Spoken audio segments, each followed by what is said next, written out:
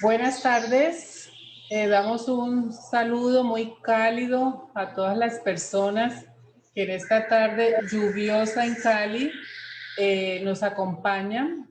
Les damos una bienvenida a este conversatorio sobre las múltiples violencias contra las mujeres, una mirada desde una perspectiva psicoespiritual y teológica.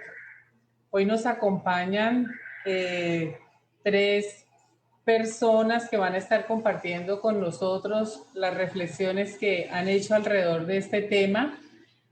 Tenemos a una teóloga, un teólogo y a una especialista en cuidado psicoespiritual. Ellos además han escrito sobre estas temáticas en el último número de la revista Cronos Teológico que edita nuestra institución. Son ediciones anuales de la revista número 12. Allí ustedes también podrán encontrar los artículos en donde la profesora Isdalia Amparo Ortega, que es docente de nuestra institución, nos habla de un estudio en Génesis 34 sobre el caso de Dina. Salió a ver, pero fue vista. Y también el profesor Roberto Caicedo, también docente de nuestra institución, nos trae una reflexión sobre la mujer adúltera, escribiendo sobre la arena. Y también tenemos a María Isabel Benítez, egresada de la especialización en cuidado psicoespiritual, con una reflexión desde la experiencia titulada Vía para la transformación de las experiencias de abuso. Entonces, ustedes pueden escribirnos y con mucho gusto les enviamos la revista al lugar donde la requieran. Eh, eh, Tiene un costo muy módico, no vamos a hablar en este momento del costo. Bueno, entonces, bienvenidas todas las personas. Eh, Realmente hay muchas formas de violencia contra las mujeres. En esta pandemia se ha vulnerado más la vida de las mujeres, es lo que nos muestran datos de ONU Mujeres, datos de diferentes organismos especializados en la investigación de estos temas, que durante el 2021 y en lo que va de este año 2022, la vulneración de los derechos de las mujeres se ha incrementado. Por ejemplo, la participación de las mujeres en el mercado laboral ha caído sorprendentemente. Ha echado hacia atrás, ha retrocedido, es decir, que ahora las mujeres participan en el mercado laboral como lo hacían 10 años atrás. Han salido las mujeres del mercado laboral, han sido las más afectadas, los empleos femeninos, aquellos como servicios, comercio y turismo han sido los que más se han perdido. También porque las mujeres son la mayoría en el trabajo informal, entonces han sido las más golpeadas por el confinamiento. Por ejemplo, las mujeres que trabajan en el servicio doméstico, en las cafeterías, las que son vendedoras ambulantes. Es decir, se ha incrementado lo que desde la sociología se ha nombrado como la feminización y la racialización de la pobreza. Eso es lo que se ha profundizado enormemente durante esta pandemia. Eh, las mujeres, las más pobres, las más oscuras, las más carentes de educación, las que están en la base de la pirámide social, pues terminan siendo las más afectadas. Y esto implica también que muchos hogares se vean empobrecidos, disminuyendo sus ingresos, lo que representa menos posibilidades de educación para los hijos, pero en especial para las hijas, que son las primeras sacrificadas en la familia cuando alguien debe abandonar la escuela. Ha habido una salida muy grande de las mujeres del mundo laboral por la carga de los cuidados que tienen que ver con lo que se ha considerado dentro de la sociedad el rol femenino, ¿cierto? Ocuparse en sus casas de todas las obligaciones del hogar, y, y trabajar además cuando no han perdido su empleo, cuando han logrado mantenerlo, les toca además el teletrabajo. Entonces, por un lado, todos los oficios domésticos y también el teletrabajo, pero también incluso atender a los enfermos, porque ya la gente no puede ir a los centros médicos debido a la pandemia, hay ciertas enfermedades que hay que seguir tratando en casa, entonces las mujeres han terminado siendo también enfermeras, han terminado siendo cuidadoras de todos los enfermos de la familia. Pero como tampoco los niños pueden ir al colegio, entonces las mujeres también terminan siendo docentes y tutoras de sus hijos. Y como si esto no es suficiente, se ha aumentado la violencia de género de una manera brutal. Todos estos datos con los que empecé a narrar también son violencia, solo que están tan normalizados y tan naturalizados que no los entendemos como violencia. Que seamos las mujeres las únicas que nos ocupemos en la casa del servicio doméstico, del trabajo del hogar, de atender a los enfermos, de atender a los hijos, no nos parece violencia porque lo hemos naturalizado, pero también es violencia, son cargas que se imponen sobre las mujeres de manera exclusiva y que hacen la vida de las mujeres más dura, más difícil. Pero como si esto fuera poco, pues también hay una violencia que se ha nombrado una violencia de género y esa también se ha incrementado de una manera brutal, ¿cierto? Este confinamiento ha hecho que las mujeres convivan 24/7, ¿no? 24 horas a la semana durante 7 días con su agresor, teniendo mayor dificultad para acceder a servicios sociales, a redes de apoyo, porque están allí todo el día con los ojos puestos encima, entonces no pueden escapar. La violencia de género es una violencia que se dirige contra las mujeres por el hecho mismo de ser mujeres, por ser consideradas por sus agresores como carentes de los derechos mínimos de libertad, de respeto, de capacidad de decisión. Se expresa de muchas formas, ¿sí? Y como lo dije antes, está naturalizada desde hace siglos. Si bien cada día esa violencia es mucho más sangrienta. Desde antes de la pandemia, las mujeres dedicaban ya, en Colombia al menos, 2 veces más tiempo que los hombres al trabajo de cuidado no remunerado, 2 veces más tiempo. Y ahora con el cierre, como lo mencioné, de colegios, de hospitales, de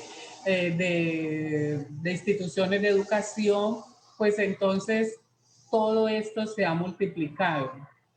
Eh, Hay un dato interesante también para Colombia que se menciona en un artículo que salió en El Espectador el pasado domingo y es cómo desde hace 10 años en Colombia se gradúan más mujeres que hombres de las universidades. No obstante, este hecho no ha tenido repercusiones en el mercado laboral y en las posibilidades de ascenso de las mujeres. Solo se cuenta en el país con un 17% de mujeres en juntas directivas de las empresas, o sea que todavía hay una brecha muy importante en los espacios laborales como en los espacios de poder. Bueno, y hay algo también muy atroz que ha sucedido de forma muy alta durante esa pandemia y son los feminicidios, una palabra que ha tenido que inventarse para nombrar este horror. Durante el confinamiento del año pasado, la Fundación Feminicidios Colombia, que es un observatorio sobre este tipo de crimen, registró 274 feminicidios. En el 43.5% de los casos, el homicida fue la pareja y en el 21.1% fue la expareja. Entonces estamos hablando de más de un 67% de los casos en los que el compañero sentimental es el que comete el asesinato de la mujer. En el 93.7% de los asesinatos, estos ocurrieron en la propia casa y el arma más usada fueron los cuchillos. Además, 36 de esos 274 homicidios ocurrieron frente a menores de edad, que esta es otra violencia que poco se nombra, cómo los menores de edad son también sometidos a grandes violencias, niñas y niños desde muy temprana edad, no solo la violencia que sufren ellos en sus propios cuerpos, sino la violencia que ven que sufre su madre de manera reiterativa. Eso también afecta enormemente la salud mental, emocional, espiritual de los niños y de las niñas.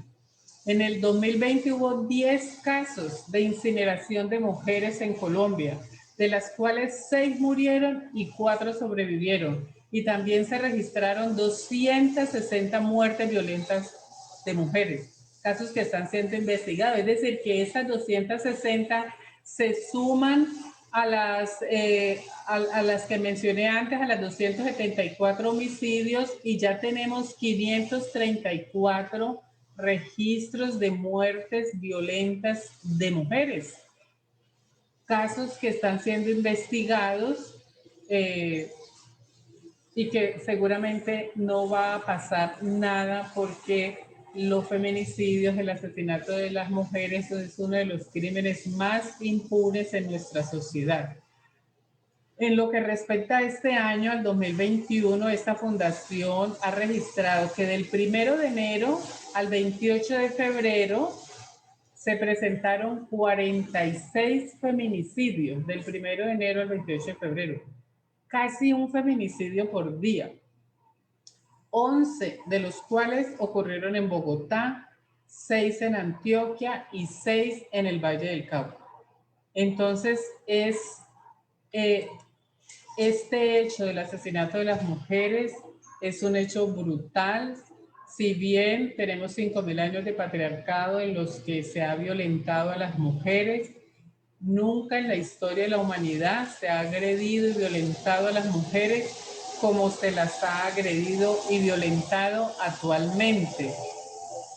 Por eso, como creyentes, como personas que reconocemos que las mujeres también son parte o que también representamos la imagen de Dios, que Dios es padre, pero también es madre, es abuela, es hermana, como personas que tenemos nuestra fe enraizada en el Evangelio de Jesucristo y que reconocemos el principio de que cada ser humano ha recibido su dignidad como un regalo de Dios y por lo tanto necesita ser respetado y protegido, queremos reflexionar y profundizar en la manera que desde la teología y desde la psicoespiritualidad debemos enfrentar esta problemática tan grave que no solo afecta a las mujeres, afecta a toda la familia y afecta a toda la sociedad. Un crimen de una mujer es un crimen contra toda la sociedad. Una familia no se recupera del asesinato de la madre de esa familia. Entonces tenemos que mirar cómo desde nuestra perspectiva evangélica cristiana enfrentamos esta situación. Para eso entonces nos acompaña la profesora Isdalia y nos acompaña María Isabel. Entonces le vamos a dar en primer lugar la palabra a la profesora Isdalia Amparo Ortega Sánchez para que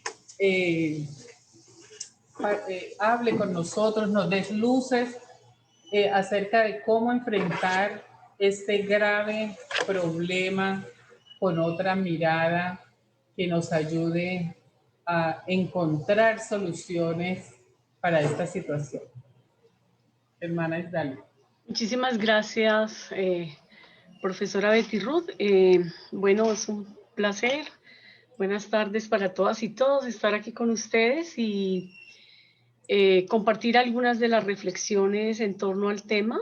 Bueno, hay un corto versículo en Juan capítulo 4, verso 27, que dice Y en esto vinieron sus discípulos y maravilláronse de que hablaba con mujer, mas ninguno dijo, ¿qué preguntas o qué hablas con ella?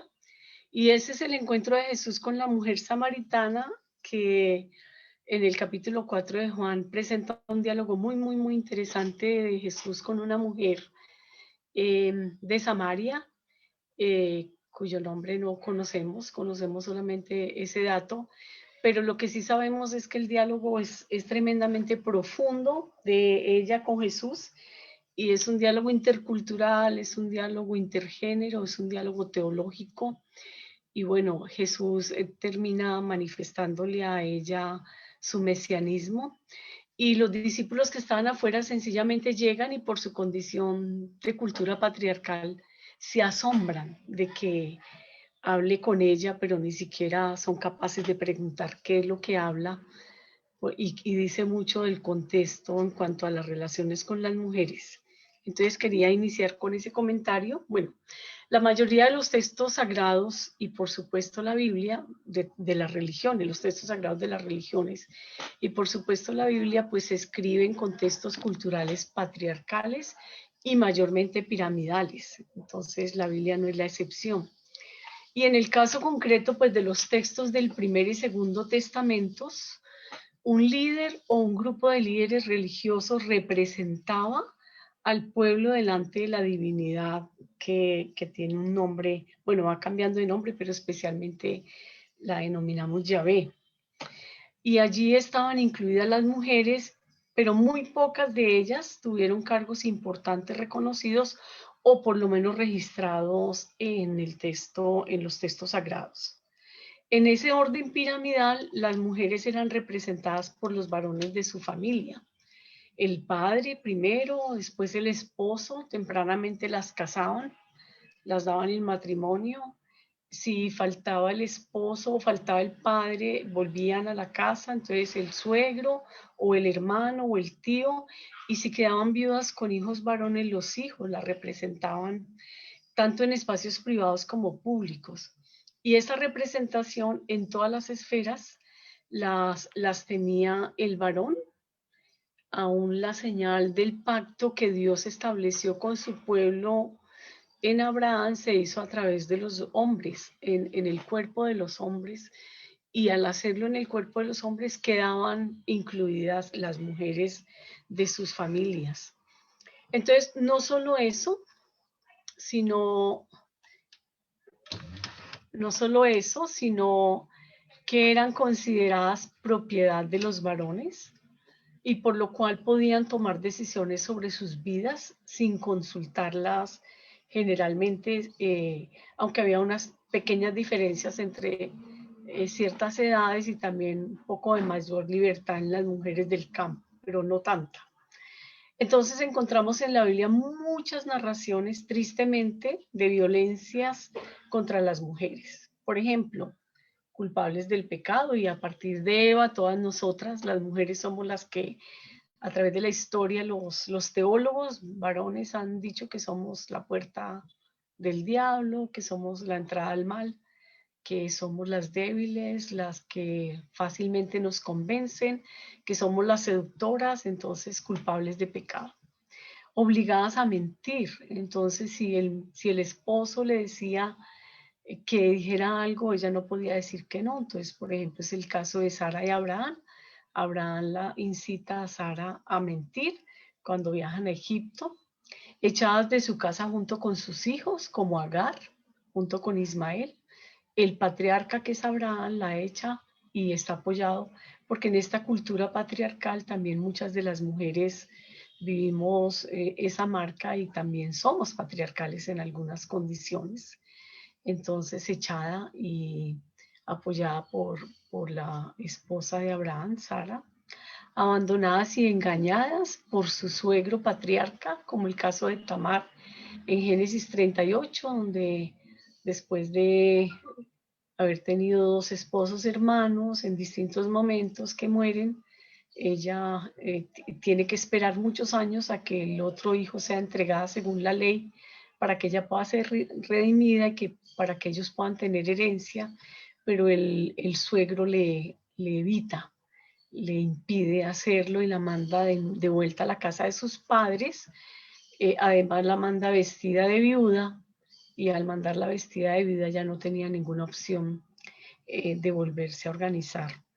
Echadas de su casa junto con sus hijos, perdón, repetí ahí, entregada por engaño a un hombre esposo, como es el caso de Lea, que es entregada por su padre Labán, engañando a Jacob, pero sometiéndola a ella a un hombre que no la amaba.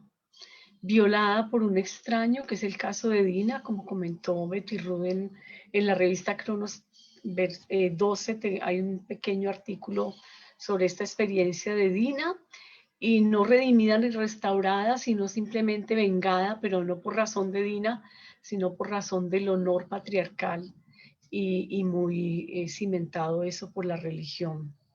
Entregada a violación colectiva, asesinada y cortada en pedazos, como la mujer del levita que aparece en Jueces 19, víctima de violación incestuosa, como Tamar, la hija de David, que es violentada y abusada sexualmente por su hermano, engañada, llevada allí con engaños, pensando que él estaba enfermo y ella iba para ayudar. Ellas además eran botines de guerra, como muchas de las mujeres hoy en nuestras guerras en el mundo, llevadas por el ejército enemigo para convertirlas en sus esclavas. Después de que vivían duelos, podrían convertirlas en sus concubinas para su satisfacción sexual y también para ayuda en sus casas y en sus negocios. Víctimas de juicios sacerdotales, entonces mujeres como de violencia religiosa, mujeres como Ana, la mamá de Samuel, que llora pidiendo a Dios un hijo, que sería como su rostro también de respaldo en esa sociedad patriarcal, es vista por el sacerdote Eli como si estuviera ebria en el templo. Violencia, posible violencia patrimonial o en riesgo de violencia patrimonial, como el caso de Abigail, cuando su esposo Nadal entra en una disputa con David y casi generan una guerra estos dos varones con sus ejércitos, y las mujeres y los siervos y siervas están ahí en el medio. No son reconocidas como testigos válidos, las mujeres no podían testificar. El texto bíblico dice que si hay dos testigos, se puede llegar a la verdad, pero esos testigos eran siempre varones. Entonces las mujeres que presencian la resurrección de Jesús y que son enviadas por él para compartir con sus hermanos y sus hermanas, algunos textos dicen que se fueron mejor a sus casas porque seguramente pensaron, pues yo voy a ir y no me van a creer, no tiene sentido, pero otras, ellos de inmediato no les creyeron, sino que fueron a ver. Sus textos y los que hablan acerca de sus lugares en la comunidad de fe no son canónicos. No tenemos, por lo menos nosotros los cristianos de distintas denominaciones, un texto canónico o un evangelio canónico sobre las mujeres. Sobre las mujeres sí, pero que hayan escrito tal vez ellas no. Entonces, por ejemplo, como el texto de María Magdalena, o otros textos como el texto de Tomás, que hablan bastante del protagonismo de las mujeres, no pasaron el canon, porque el canon además lo establecieron puros varones. Violencia de género y racial, como la mujer sirofenicia, inicialmente el trato de Jesús como varón judío, pero también el trato de los discípulos, dile que se vaya porque anda gritando, y qué escándalo, qué pereza que las mujeres griten, porque somos las gritonas y las lloronas. Entonces, y bueno, finalmente ella hace un proceso en el cambio en la vida de Jesús, pero al comienzo Jesús no la atiende porque no fue enviado para los extranjeros ni para ella. La forma como yo considero que Yahvé Dios se pronuncia en contra de todas estas prácticas, pues es justamente visibilizando estas violencias a través de las narrativas. Es decir, para mí que existan estos textos a veces tan duramente descriptivos, es una forma como Dios no deja en silencio estas violencias, donde hasta el silencio de esas mujeres víctimas pues se deja escuchar. Porque, por ejemplo, en el caso de Génesis 34, Dina no pronuncia ni una sola palabra. tampoco lo hace Lea, que es la otra mujer con nombre que aparece en el texto, pero su dolor y la situación de violación es tan manifiesta que ese es el grito de ella. Entonces tenemos que escuchar esas voces aún en el silencio de las mujeres en los textos. También en muchas de estas historias Dios interviene directamente consolando. Entonces, por ejemplo, Dios se encuentra en el desierto con Agar, que no sabe qué hacer porque es la concubina de Abraham, pero fue echada por el patriarca de su casa con el hijo pequeño y ella no sabe qué hacer, está en medio del desierto. Dios se le aparece y ella le da un nombre, que es una cosa hermosa. Ella le dice el viviente que me ve, y normalmente pues a Dios le daban los nombres los varones que se encontraban con él, porque además la espiritualidad era representada también por los varones. Pero Dios resalta este tipo de encuentros como el de mujeres como Agar, que se encuentran con Dios, y Dios no solamente la consuela, la anima, sino que también le hace promesas, y le promete exactamente lo mismo que le prometió a Abraham, que haría de su descendencia en Ismael, también por ser hijo de Abraham, una nación poderosa, y pues sabemos que esa nación es el pueblo hermano musulmán. Y también Dios asume las responsabilidades que corresponderían al patriarca y respalda, digamos, los hechos de las mujeres y están manifiestos por eso en el texto bíblico. Entonces, cuando Abraham le dice a Sara que mienta en Egipto y el poderoso emperador egipcio le trata de llegarse a ella, Dios detiene el acto y manifiesta que ella es la esposa de Abraham, y después interpela y hace un juicio contra Abraham por esa situación.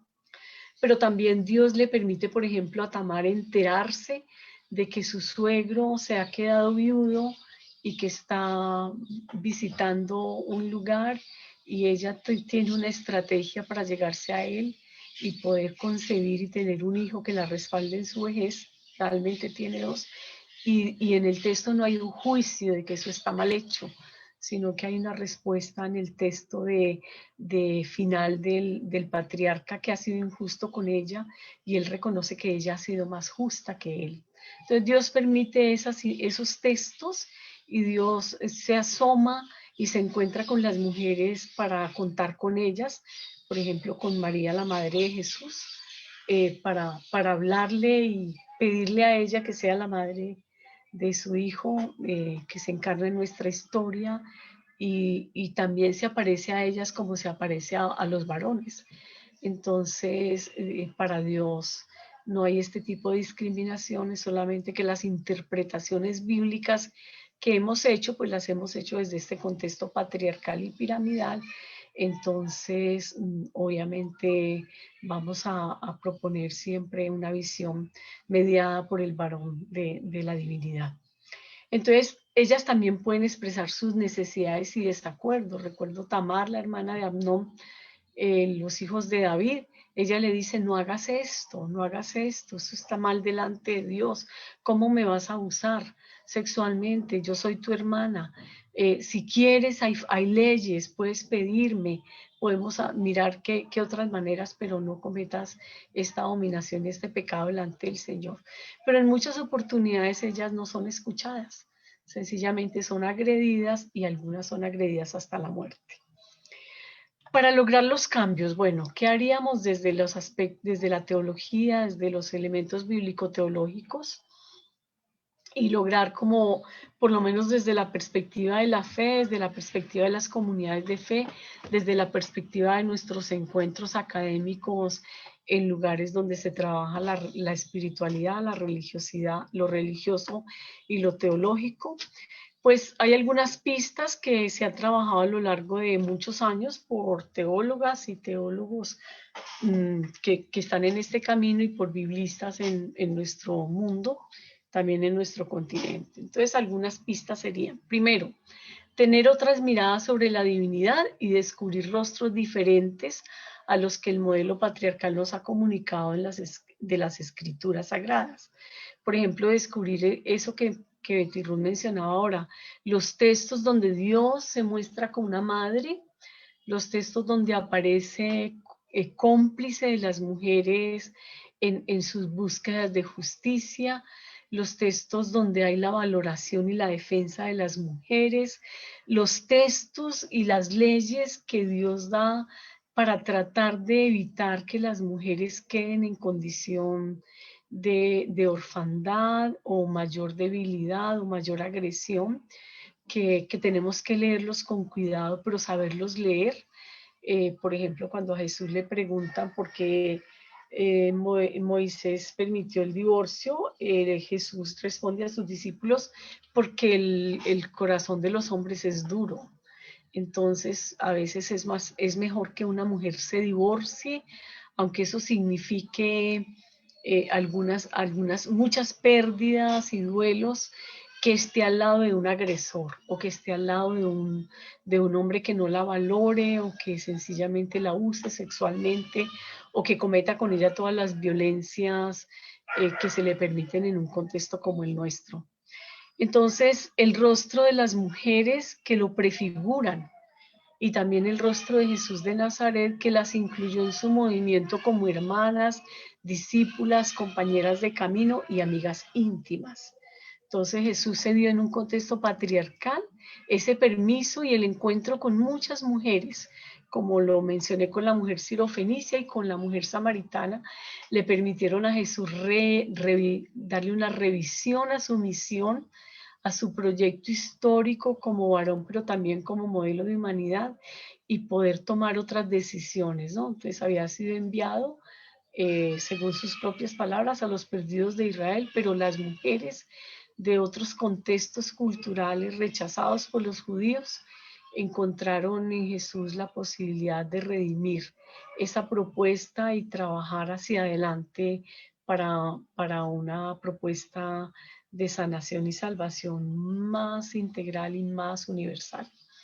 Segundo, leer la Biblia con mirada de mujer, con toda la diversidad que eso implica en historias, culturas, luchas, logros y aportes. Y bueno, hay teólogas y biblistas que han escrito sobre esto. Por ejemplo, descubrir que hay mujeres negras o mujeres afro en la historia de la salvación, en la historia de la conformación del pueblo de Israel, que hay mujeres asiáticas, como trabaja bellamente una biblista nuestra, caleña, que las mujeres lucharon y trabajaron y construyeron juntamente con los hombres las culturas, ¿no? Entonces leer un libro tan hermoso como el libro de Ruth, donde estas mujeres son protagonistas de su propia historia, donde reconocen y conocen las leyes, donde pueden jugar con ellas y comprometer a los hombres para que cambien la historia en un texto que es como una novela de solo 4 capítulos, pero que tiene unos cambios tan significativos para la reconstrucción de todo el pueblo después del exilio. Entonces esas lecturas son importantes, es necesario visibilizarlas, visibilizar a una Esther con su protagonismo en este cambio de transformar la pena de muerte para su pueblo en vida y hacer justicia sobre sus enemigos.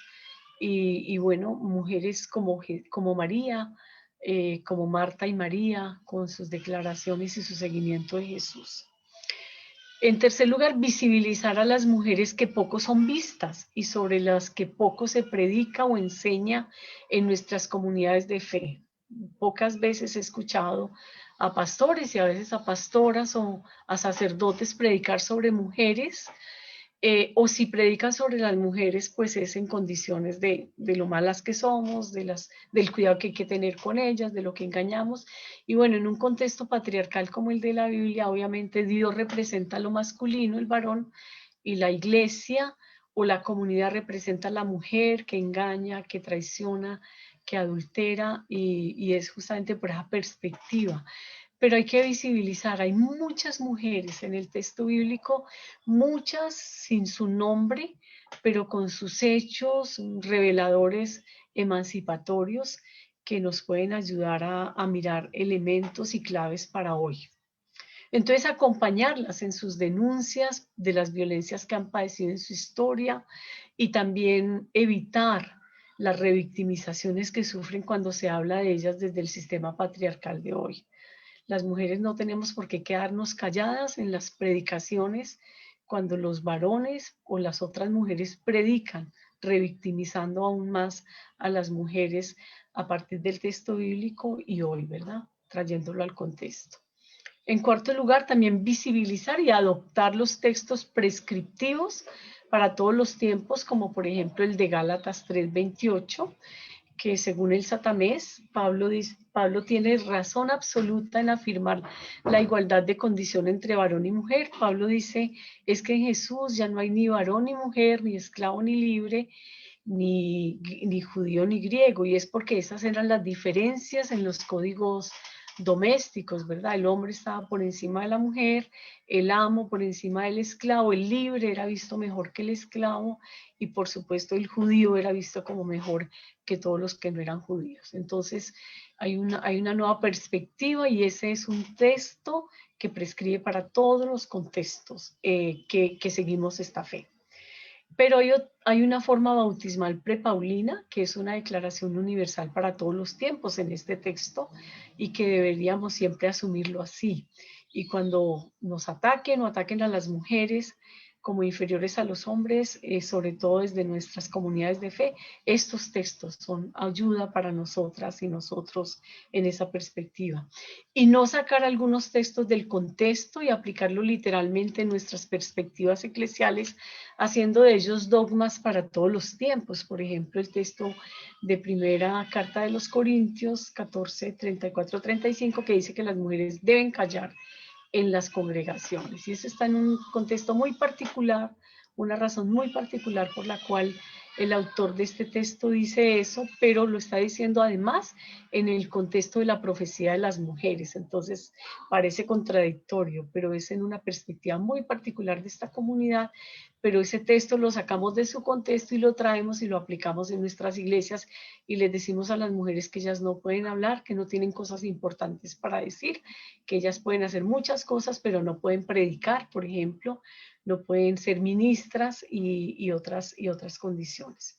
Ir además a los textos fundantes y no a las resignificaciones que se hicieron con el correr de la historia. Por ejemplo, el texto fundante es Génesis 1, 26, 28, donde dice que Dios creó al ser humano a su imagen y semejanza y los creó como varón y como mujer. Es decir, que lo creó en masculino y en femenino y que les dio todas las mismas capacidades y además les dio los mismos mandatos. Pero cuando trabajamos textos, por ejemplo, para relaciones de pareja, matrimonios, normalmente trabajamos una resignificación de esos textos que está en Efesios, capítulo 5, 22 en adelante, donde le decimos a las mujeres que se tienen que someter a sus maridos, como la iglesia se somete a la iglesia, a Jesús, y ponemos de nuevo la pirámide diciendo que el marido está encima, y bueno, le decimos a ellos que amen a sus mujeres como Cristo ama a la iglesia. Y bueno, yo creo que esa es una tarea también muy difícil para un varón, tener aún la capacidad de dar la vida por esa mujer. Bueno, no estaría mal si amara y someterse a un varón que fuera capaz de dar la vida por mí, pero tristemente en nuestro contexto, como bien lo compartía la profesora Betty Ruth, pues lo que sufren las mujeres hoy es más bien abusos en muchos contextos de muchos de sus esposos, exesposos o compañeros sentimentales. Y en quinto lugar, reconocer rostros masculinos aliados con las mujeres en las búsquedas de bienestar para todas las personas. Yo les llamo cómplices creativos y socios estratégicos que nos den luces para nuevas masculinidades. Por ejemplo, Barak, que trabajó al lado de Débora, que era la profetisa y además la jueza de todo Israel. Él era su general del ejército y pide su orientación, su acompañamiento y su ayuda. Booz, que es el hombre que responde a las peticiones y exigencias de Noemí y de Ruth, y que decide tomar por esposa a Ruth en una sociedad donde la mujer necesitaba un compañero para tener ciertos recursos. Además devuelve como Goel, una de las leyes que es redentor o quien redime o quien recupera las tierras y la propiedad que habían sido de la familia de Noemí y de Ruth para ellas y para su familia.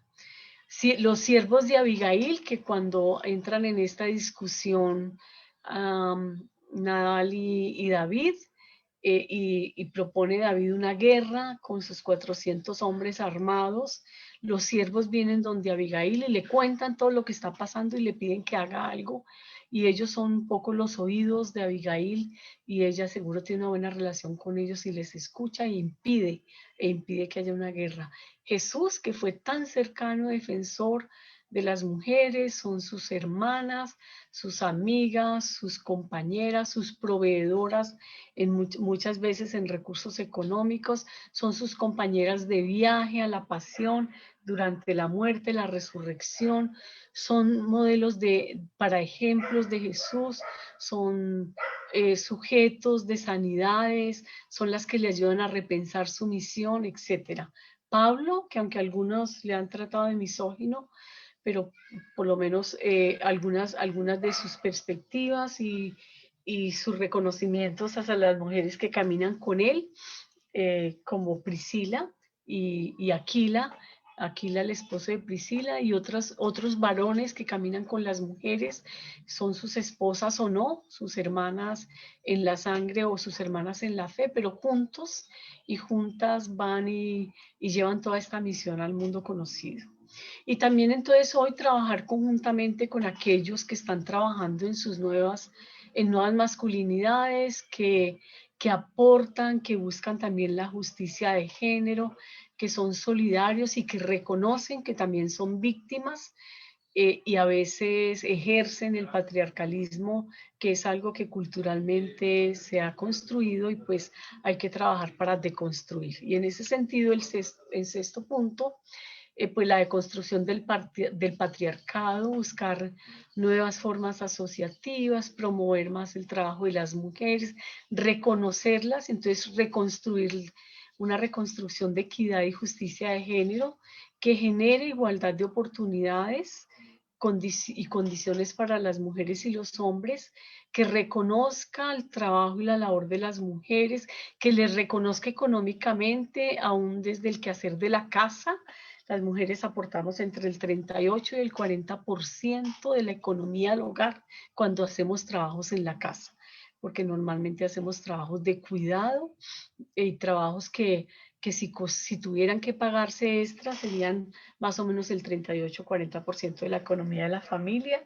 Que se pueda reconocer eso, que tengamos igualdad en los salarios por el mismo trabajo y las mismas horas, que seamos respetadas y reconocidas por nuestras profesiones y nuestras capacidades académicas y no por nuestros cuerpos perfectos de acuerdo al modelo social, y que seamos valoradas como emprendedoras y luchadoras. Entonces necesitamos reconstruir una sociedad más equitativa y más igualitaria en términos de justicia de género, también para los hombres, porque muchas veces los hombres sufren también estas violencias que ejerce el patriarcado. Y esto, por supuesto, a partir de una sospecha ideológica, claro que viva y perciba la realidad de tal manera que le hace sospechar lo que se dice acerca de sí o de la gente de su clase en la sociedad. Entonces, necesitamos hacer sospecha ideológica, que se nos diga que lo bueno y lo grande es el varón blanco, poderoso, de cierta clase social, de cierto contexto, heterosexual, etcétera. Entonces, ese es el modelo que la sociedad tiene desde esta perspectiva patriarcal. Tenemos que sospechar cuando nos dicen que las mujeres no somos buenas y que si somos mujeres campesinas, menos buenas somos, que si somos mujeres indígenas o si somos niñas o si somos extranjeras, o si somos, bueno, cualquier otra de esas intersecciones. También hacer una sospecha teológica que obviamente esa sospecha ideológica tiene que ser aplicada a la religión y al texto sagrado, a la teología, qué ideologías se apoyan en ciertos supuestos teológicos. Entonces, bueno, si nos dicen que desde lo bíblico hay un orden y que el varón está por encima, que es la autoridad, que es la cabeza, que es el que toma las últimas decisiones, que es el que da permiso o no, pues esas debemos ejercer sospecha teológica e ir a los textos, como ya lo he mencionado, y leerlos en clave también de liberación en clave de mujer. Y una sospecha exegética, obviamente esa teología se apoya en una exégesis bíblica, entonces debemos sospechar de la exégesis que se hizo para sustentar la teología dada, que sostiene a ver la ideología, y hacer una nueva exégesis, o sea, propuestas de no abandonar la fe, sino seguir adelante con una nueva propuesta, tratar de hacer nuevas exégesis que permitan una iglesia, una sociedad y una familia más inclusivas, que den paulatinamente origen a una sociedad diferente, donde los hombres y las mujeres podamos ejercer nuestros derechos y salir adelante en nuestras búsquedas.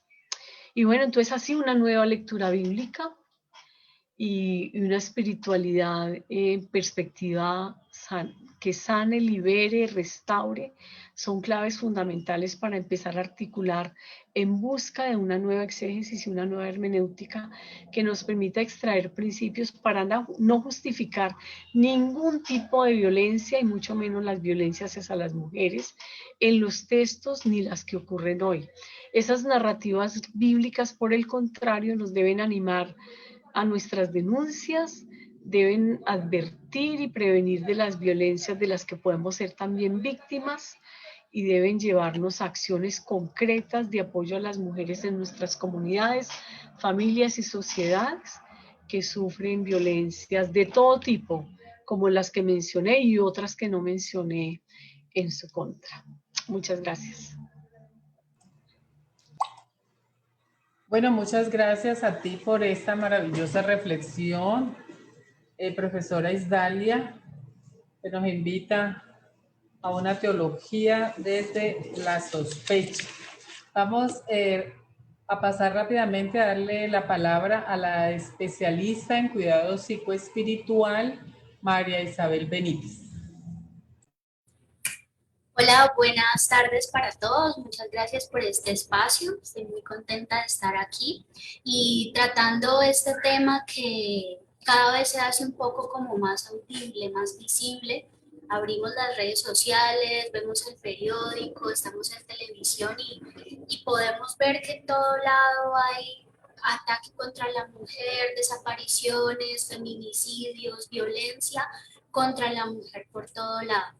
Y uno de los aspectos que es importante que entendamos como el núcleo de esto es que el ataque y de las consecuencias que esto implica en la vida de las mujeres que han sido violentadas a través de la historia, es que la violencia contra la mujer subyace del mero hecho de ser mujer, es decir, lo que incita a la violencia contra la mujer no es nada más que el ser mujer. Entonces es un ataque directo hacia la identidad, hacia lo que somos, hacia la forma en que pensamos, cómo vemos el mundo, cómo nos relacionamos con los otros. Y el hecho de que esta identidad sea constantemente atacada, cuestionada, coartada, implica que las consecuencias a nivel físico, porque vemos que tiene unas consecuencias a nivel físico la violencia, también a nivel psicológico tienen unas consecuencias bastante profundas. Entonces, ¿cuál es la razón?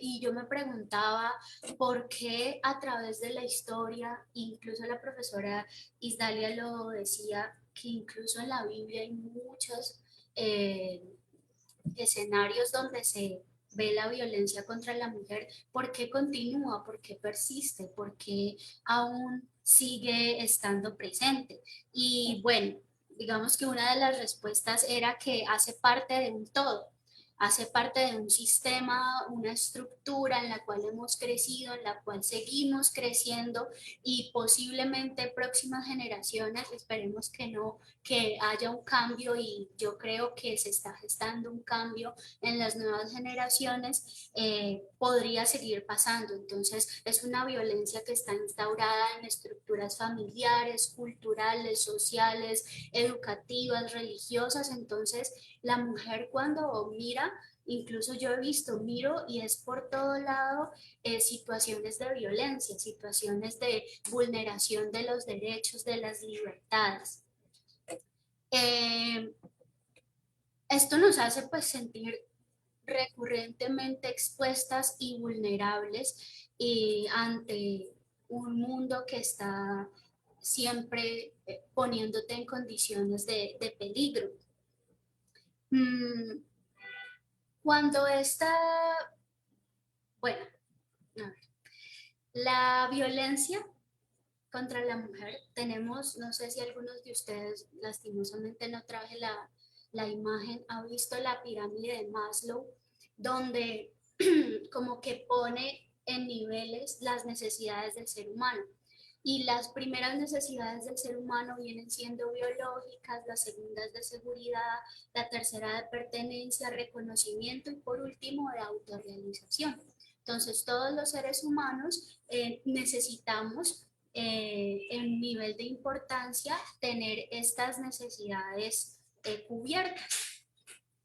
La violencia ataca directamente estas necesidades. Entonces,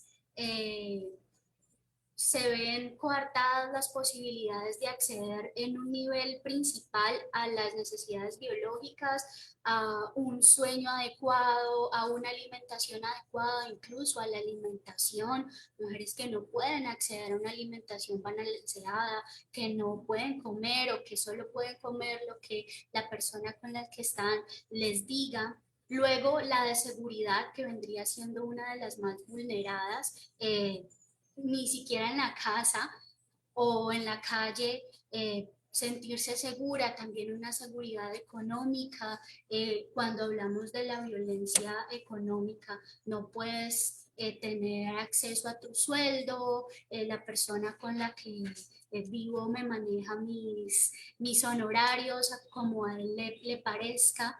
Y así sigue subiendo la de reconocimiento, no sirves para nada, nada de lo que haces está bien, la de pertenencia, la verdad es que en esta familia nadie te quiere, bueno, ese tipo de situaciones. Y por último, la de autorrealización, cuando las mujeres no tienen la posibilidad de llegar a cumplir esos sueños y esas metas propuestas, ni siquiera estudiar, ni siquiera pensarse en un futuro diferente, en un contexto distinto en el que han venido creciendo.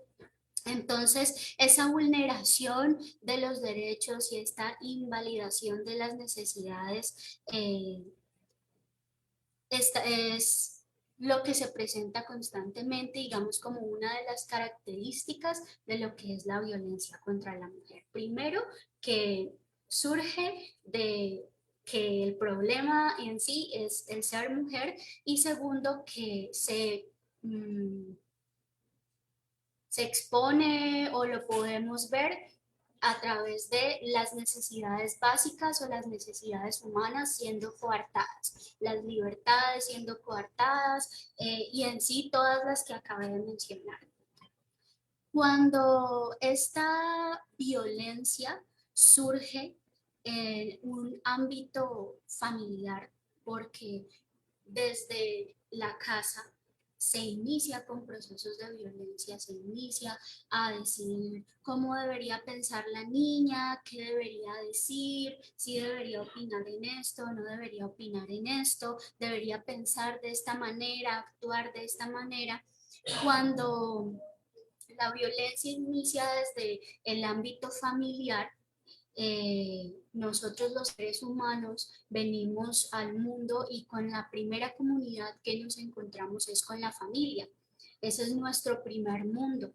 Cuando la violencia está en este ámbito, en este aspecto familiar, todas las relaciones de ahí en adelante van a venir fracturadas. Entonces va a ser difícil el poder establecer relaciones de amistad, laborales, en todos los otros aspectos de la vida en que nos desenvolvemos. Entonces toda nuestra vida se va a ver, digamos, un poquito sacudida. Yo quiero que volvamos a la parte de la identidad atacada.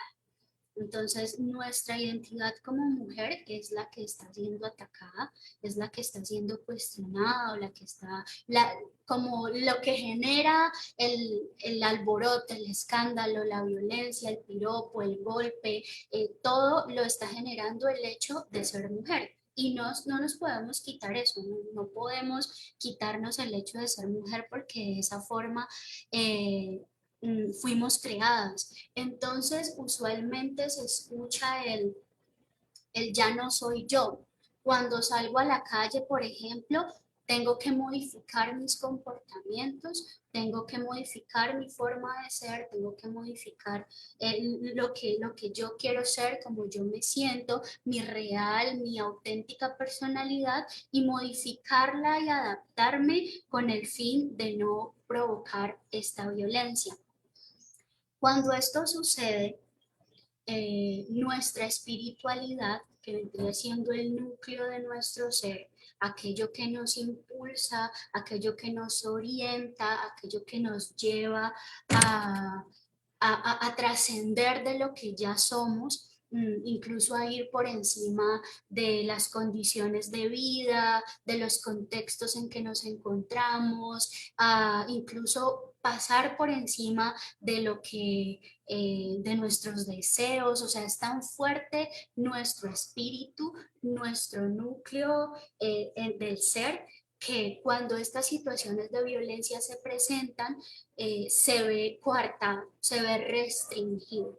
Entonces, mi real yo, lo que yo realmente soy, como yo realmente quiero hablar, lo que yo realmente pienso, lo que yo realmente quiero opinar, simplemente se va reduciendo hasta el punto en que todo lo que yo muestro alrededor es algo totalmente diferente a lo que yo realmente soy. Cuando estas cosas suceden, cuando estas situaciones suceden, lo que pasa es que no, no encontramos un sentido, no encontramos un sentido de vida. Por eso hay tantas neurosis en las mujeres, y es que cuando estamos constantemente amenazadas, buscamos la forma de compensar este malestar. ¿Sí? Entonces, cuando estamos constantemente expuestas a situaciones donde nuestra integridad, donde nuestro ser, donde nuestras emociones, nuestra identidad se ve amenazada, buscamos una forma de adaptarnos y como de acomodarnos y de decir, bueno, tal vez si yo me comporto de esta manera, o si yo hablo de esta manera, o si yo hago tal cosa, si yo complazco, si yo digo lo que quieren escuchar, o se va a convertir esto en una situación más llevadera, más fácil de soportar. Y empezamos nosotros como seres humanos a buscar salidas, a buscar la forma de aliviar nuestro dolor, la forma de encontrar como un aliciente, como aquello con que podamos seguir viviendo en medio de la situación de dolor en la que nos encontramos y en la que la violencia pone a una mujer. en sus diferentes manifestaciones. Y empezamos a buscar estrategias de afrontamiento. Entonces, yo no me sorprendo cuando veo la cantidad de mujeres con conflictos psicológicos. Incluso se ha vuelto un chiste popular, la mujer loca, la gritona, como decía la profesora, es que la celosa, la tóxica, pero ¿qué ha llevado a la mujer a comportarse de esta manera?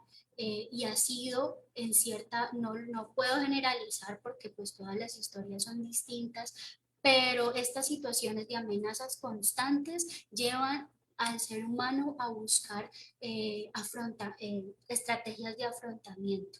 Entonces, ¿cuáles son esas estrategias de afrontamiento incorrectas, como podríamos decirlo? Viene, por ejemplo, la droga, el abuso de las sustancias psicoactivas, el alcohol, la hipersexualidad. Entonces empezamos las mujeres a tener diferentes parejas románticas, diferentes parejas sexuales, la promiscuidad, como entonces esas se vuelven formas de enfrentar las situaciones que hacen surgir estados problemáticos en el ser. Otras formas de buscar como la distensión, de buscar el alivio que necesitamos ante estas situaciones de violencia, vendrían siendo, por ejemplo, el cultivar relaciones de dependencia. Entonces podemos ver que cuando una mujer ha sido violentada, en vez de salir de allí, lo que hace es buscar una relación de dependencia. Entonces me vuelvo dependiente a alguien, me vuelvo dependiente a algo. Y cuando salen de esa relación, inmediatamente van y buscan otra a la cual ser dependiente. Esta es una forma y una estrategia de aliviar ese malestar que ha sido generado por la violencia. Entonces, otra es tratar de controlar todo, las mujeres controladoras, todo lo quiero así. Incluso lo hemos normalizado tanto que decimos, no, es que es normal que las mujeres seamos así, que lo queramos controlar todo, pero hasta qué punto esto es saludable y esto es sano. Otra, por ejemplo, es complacer y buscar la aprobación todo el tiempo. Entonces complacemos, sí, venga, yo le sirvo, venga, yo le hago, estoy cansada, no me importa, yo me paro, yo sé que usted también llegó cansado, venga, yo le hago, estoy enferma, no me importa. Sí, entonces incluso he visto mujeres que cambian su opinión, inmediatamente ven que no es la opinión que agrada o que es aprobada delante de los otros. Otra forma de, de buscar esta situación, por ejemplo, es la evitación de los sentimientos y los pensamientos. Entonces evito sentir, me vuelvo una piedra rígida completamente allí, hasta dejan de sentir sensaciones corporales y las bloquean completamente. Es una forma de buscar una salida a estas situaciones de violencia y, bueno, estas situaciones de amenaza que causa la violencia contra la mujer. Bueno, entre otro montón de compulsiones, están las personas que se cortan, se hacen autolesiones como una forma de que todo ese dolor que llevan adentro salga de su cuerpo. Entonces, no sé si nos imaginamos o podemos llegar a tener, y esto es solo un poco, tener idea de las consecuencias a nivel psicológico que trae la violencia, y en este caso sería la violencia contra la mujer, la violencia verbal, la violencia psicológica, la económica, la laboral, la sexual, sí que tiene consecuencias devastadoras en la vida de la mujer y viene a sacudir tan fuerte la identidad de lo que somos y la identidad con la que Dios nos ha creado, la sensibilidad que nos dio para sentir un poco más, para sentir tal vez cosas que los otros no sienten, para tener ese sexto sentido que dicen que tenemos, para apreciar un poco más lo que está alrededor, para sentir compasión, para tener esa actitud de cuidado maternal, de ayuda. Todas estas son características con las que Dios nos creó, que, bueno, hay hombres que las poseen, pero que son especialmente de la mujer. Y todas estas características de nuestra identidad de mujer, cuando viene la violencia, se ven completamente sacudidas. ¿Qué es todo esto que yo soy que hace que me golpeen? ¿Qué es todo esto que yo soy que hace que me traten mal, que me hablen mal, que me miren en la calle de una manera en que me siento incómoda? Entonces, es increíble ver cómo lo hemos normalizado de tal manera que cuando salimos de nuestra casa nos ponemos la capa de la otra persona que soy, de la otra mujer que puedo ser en la calle. Y ni hablar de las mujeres que están en la casa y que son maltratadas en casa, porque es que ni siquiera afuera es un lugar seguro y adentro mucho menos. Y esa violencia es la que más se presenta, como lo decía la profesora Betty Ruth al inicio, la cantidad de violencia doméstica, las cifras son alarmantes. Entonces, viendo este panorama, conociendo a grandes rasgos como las consecuencias a nivel psicológico, pero también las restricciones que trae la violencia a nuestra espiritualidad. Y cuando vienen estas restricciones, también hay una restricción enorme para poder comunicarnos con Dios, para poder tener una relación con nuestro Dios de la forma en que nosotros nos comuniquemos con Él. Entonces, si todas las relaciones a nuestro alrededor se han visto fracturadas, nuestra relación con Dios en muchas ocasiones también se va a ver fracturada, también se va a ver imposibilitada. Sabemos que la religión o las prácticas religiosas, las expresiones de fe son una expresión de nuestro espíritu. Espiritualidad no es lo mismo que religión, pero sí están conectadas porque es una forma en que nosotros nos conectamos con ese otro más grande, esa divinidad, eso que a veces no podemos entender, pero que sabemos que está allí.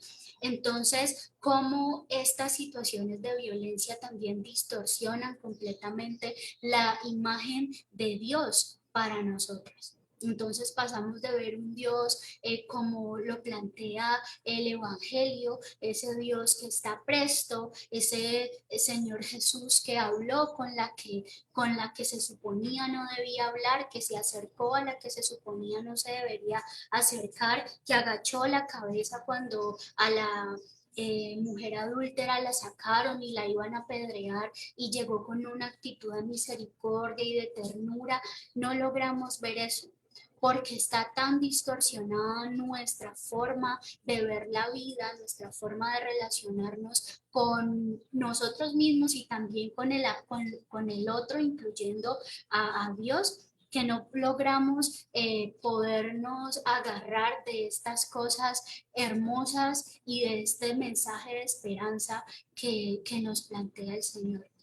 Entonces, es súper importante que desde la iglesia, me imagino que aquí hay muchas personas de este sector conectadas y todos asistimos a una iglesia o la mayoría asistimos a una iglesia, a una comunidad donde tenemos líderes, donde vamos, donde hablamos, pero también la iglesia como ese lugar terapéutico donde podemos ir con nuestros problemas. Es importante que desde allí empecemos a ver y a entender la magnitud de las consecuencias que tiene la violencia contra la mujer.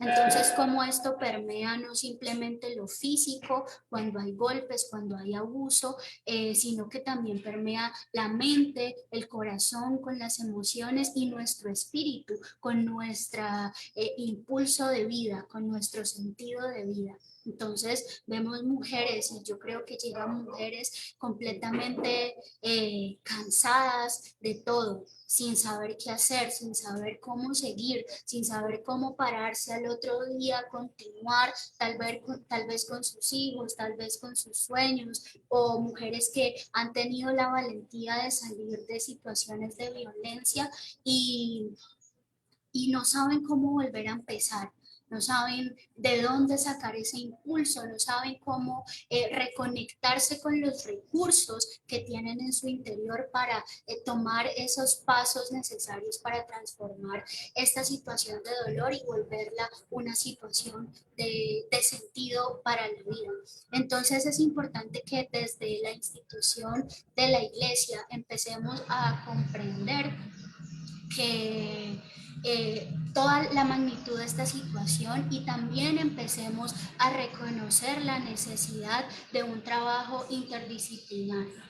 Entonces un trabajo no simplemente de oración, aunque sabemos que la oración es importante, que la lectura de la palabra es importante, pero también la importancia de la escucha, la importancia sin juicio, la importancia de la terapia, la importancia de las relaciones sanas, de las redes que rodean a la mujer, que son importantes. Entonces, como estrategias para tal vez enfrentar esta problemática tan grande y que nos golpea a todas, porque yo ayer hablaba con mi mamá y yo decía, yo no creo que haya ninguna mujer que esté exenta o que no haya vivido o experimentado violencia en alguna de sus manifestaciones. Entonces, si es algo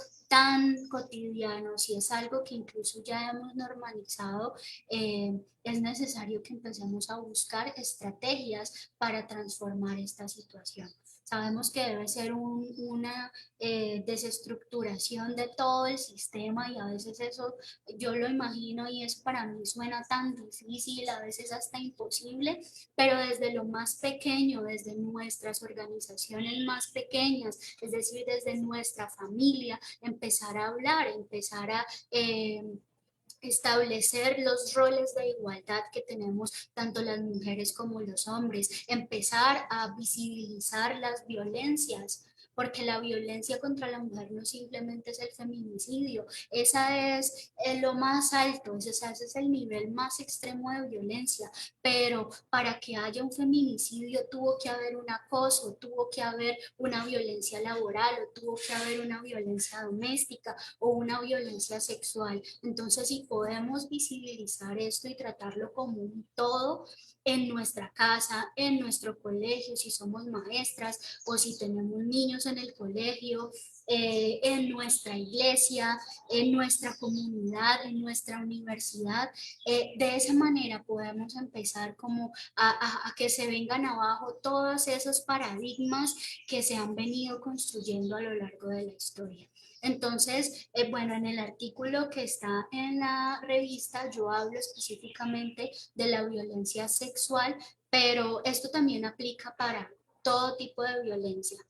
Y es las 3 vías para la transformación de estas experiencias. La primera vendría siendo un acercamiento a la palabra de Dios y un acercamiento a su verdad, como lo planteaba la profesora, acercarnos dejando atrás las estructuras que ya se nos han impuesto y bueno, todo lo que ella dijo. Lo segundo y muy importante es el acompañamiento psicoespiritual con terapia, con consejería en el caso de las iglesias y con las relaciones de ayuda, rodearnos de personas y ser personas que aportemos y seamos terapéuticas para los que están a nuestro alrededor. Y tercero es algo muy chévere y es el proceso creativo.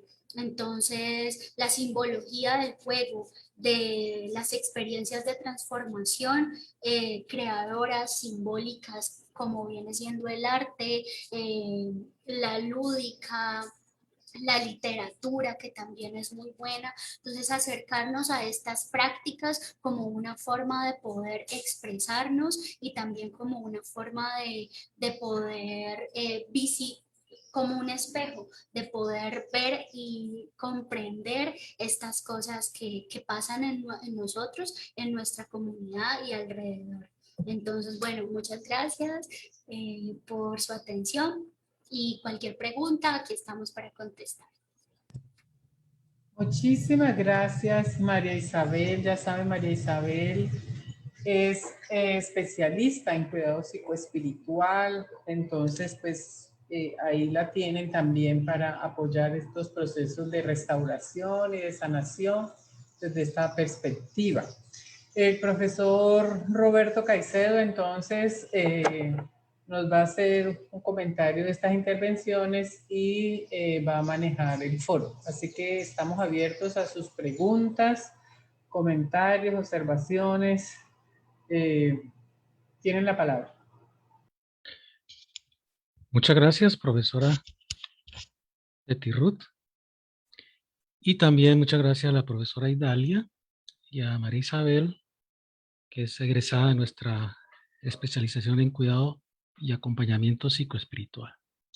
Bueno, yo no quiero pues redundar en lo que ya ustedes han dicho, solamente tal vez preguntarles algo muy puntual.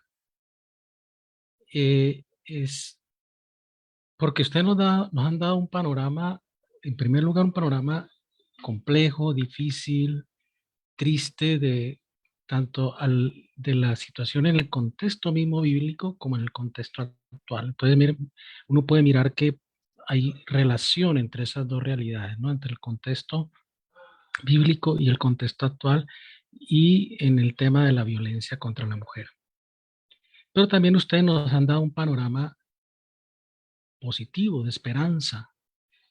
Tanto en primer lugar la profesora Idalia nos habla de releer el texto bíblico, nos da claves para releer ese texto bíblico en una clave de esperanza y de superación de la violencia contra la mujer. Y María Isabel nos habla también entonces de estrategias y pautas que hoy podemos implementar como iglesia y como comunidades y como familias y como instituciones y como sociedad para superar esos elementos de violencia.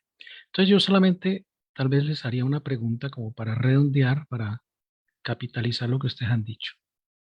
Es, ¿cuál para ustedes sería entonces una clave central, el eje central de lo que podemos llamar una pastoral y una psicoespiritualidad o una espiritualidad que nos ayude a superar esta problemática de violencia contra la mujer? ¿Cuál sería para ustedes una o dos cosas muy concretas desde su perspectiva, ¿no? Desde su propia experiencia, que nos ayude a identificar una espiritualidad y una pastoral para que nos ayude a superar estos ciclos de violencia contra la mujer para hoy? Entonces, les daría la palabra a la profesora Idalia, que nos dé uno o dos claves desde su experiencia como pastoral, desde su experiencia pastoral y biblista, y a María Isabel desde su experiencia como acompañadora psicoespiritual. Adelante, profesora.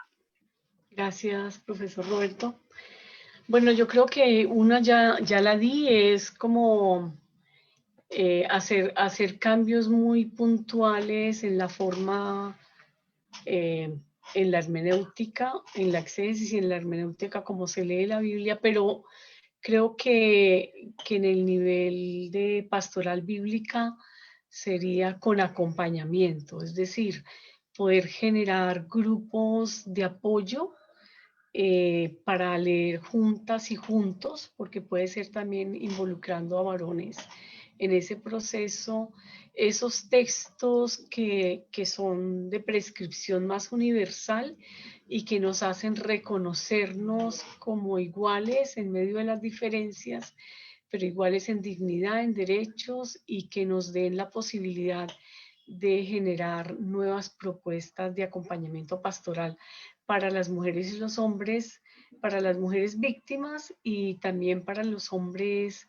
que quieren hacer como el cambio en su perspectiva masculina, porque también el sistema patriarcal les ha robado a ellos muchas cosas, les ha negado muchas posibilidades como varones, y les ha restado importancia en algunas cosas como sus sentimientos, las manifestaciones de sus afectos, el llanto, entre otras cosas.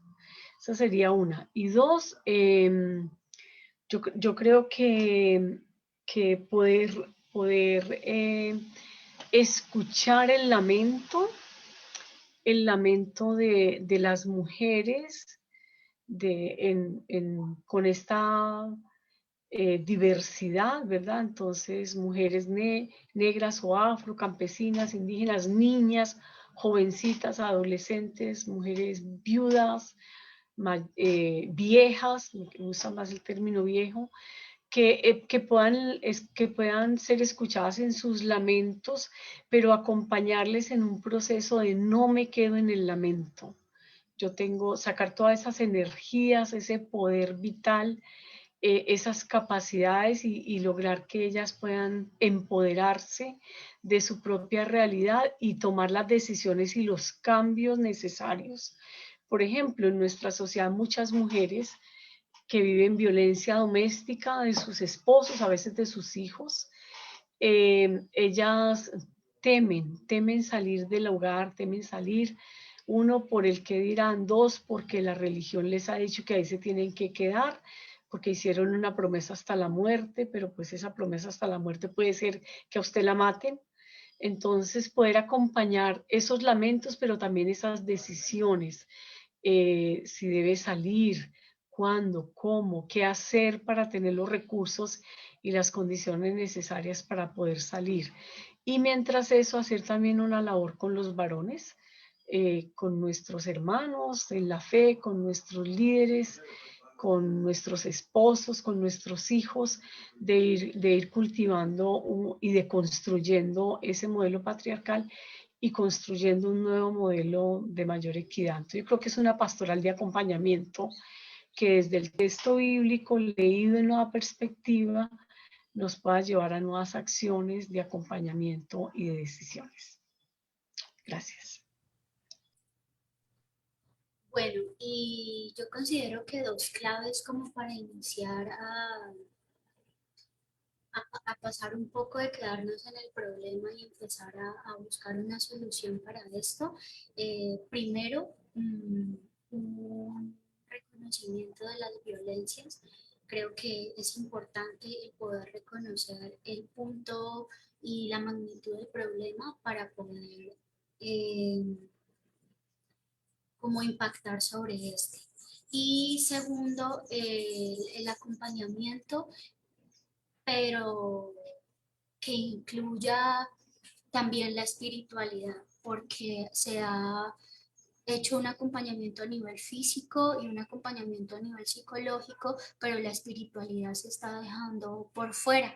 Entonces, incluso en muchos movimientos feministas, una espiritualidad tal vez inclinada hacia lo cristiano vendría siendo algo que no se concibe. Entonces se está excluyendo esta parte de las mujeres que sí consideramos y que sí creemos en un Dios. Entonces iniciar nosotros a sacar como esas propuestas, a proponer formas y estilos y hacerlo vivencial. Si las experiencias de violencia son violentas con el cuerpo, son experiencias vividas, creo que un proceso de transformación también tiene que ser un proceso de transformación vivencial. Entonces buscar estrategias para que esto sea también algo que se viva y que se pueda tal vez tocar, no simplemente conceptos y ya. Muchas gracias, a Isabel, muy claro, y a la profesora Idalia. Y yo creo que me queda muy claro ese desafío. Entonces necesitamos una espiritualidad renovada, en primer lugar, que se fundamente en una relectura bíblica, en esa clave que nos está presentando la profesora Idalia, una pastoral de acompañamiento, como ella dice, una lectura comunitaria y una pastoral de acompañamiento, y como dice entonces María Isabel, una espiritualidad que realmente entonces reafirme la vida y se oponga a todo tipo de violencia y que ayude a reconstruir las vidas y las fracturas que se han dado pues por la violencia. Me gustó mucho esa perspectiva, ¿no? De cómo entonces ver cómo esa fractura, la espiritualidad y cómo una espiritualidad entonces puede también ayudar a superar la violencia. Pueden hacer sus preguntas por el chat si quieren, también en Facebook o aquí a través del chat del Zoom. Y si alguien quiere intervenir, por ahí veo ya una mano levantada, voy a pedirle el favor que sean muy puntuales, ¿no? Porque no se trata de volver a dar otra conferencia, sino algo muy puntual. Si tienes una pregunta muy puntual o un aspecto que quieres, darles la palabra. Tenemos un ratico más para conversar. Por ahí veo la palabra, la mano levantada de Emilce. Adelante, Emilce. Entonces, si tienes una pregunta o algo que resaltar.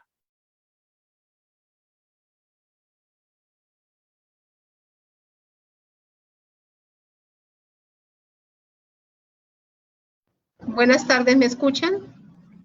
Sí, te escuchamos. Adelante. Bueno, muchísimas gracias. Voy a ser breve, pero con respecto, estoy muy agradecida con esta disertación que ha hecho la profesora, con la que ha hecho María Isabel y con Isdalia. Es muy importante que nosotros como iglesia estemos sumergidos, inmersos ya en esta problemática tan grande que tenemos de género. Pero en cuanto a la pregunta que usted hizo sobre un eje para encontrar estrategias muy puntuales para enfrentar esta situación, yo quiero tocar una y es, bueno, si acompañamos en el momento de las decisiones o de la situación problemática, pero no solo acompañar, sino que nosotros tenemos que atacar la raíz y precisamente voy a hablar de la familia, porque es en la familia y especialmente nosotras las mamás que estamos al frente de los hijos, de los nietos, del cuidado de los enfermos, es que estamos criando estos machos. Entonces, el patriarcado es un sistema y es un sistema heredado. Entonces, lo tenemos ya incrustado en nuestro chip y entonces tenemos que empezar a trabajar este cambio de cultura. Tenemos que empezar por la familia, por papá, mamá, para que no sigamos criando esos machos, para que no sigamos educando esos patriarcas de esta manera que son los que hoy son feminicidas y golpeadores y por debajeadores, profesores y profesoras. Estamos a cargo de terminar con esta cultura. No vamos a criar, no vamos a educar más machos, pero los machos patriarcales. Muchas gracias. Muy bien, Emilce, claro. Hay que hacer cambios en el ámbito de la familia, como hay que hacer cambios personales, familiares y también sociales. Es decir, hay que trabajar en todos los niveles, también en las escuelas, ¿no? Porque muchas veces eso se reproduce en nuestras escuelas, en nuestras instituciones. Pero muy clave, Emilce, lo que tú dices.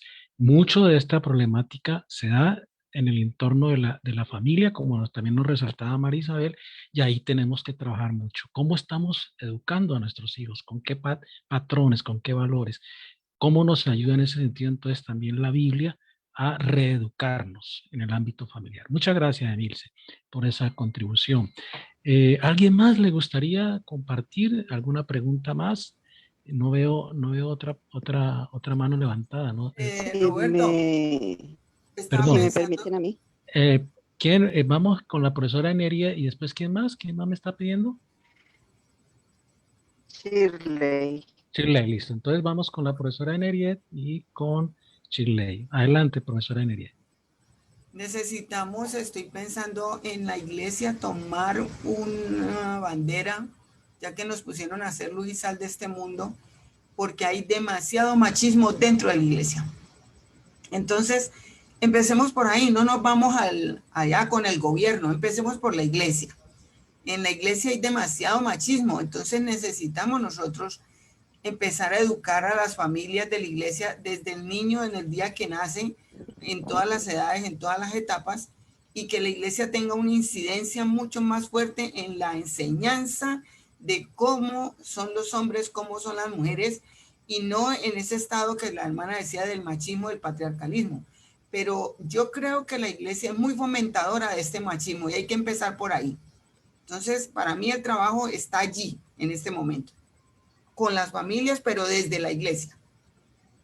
Pero Muy ¿cuáles bien, iglesias hablan? claro. ¿De cuáles iglesias hablan? Si todas Profesora son Enieri. qué pena, habla Jeremías Hay, Hernández. sí, creo que hay que, perdón, hermano Jeremías.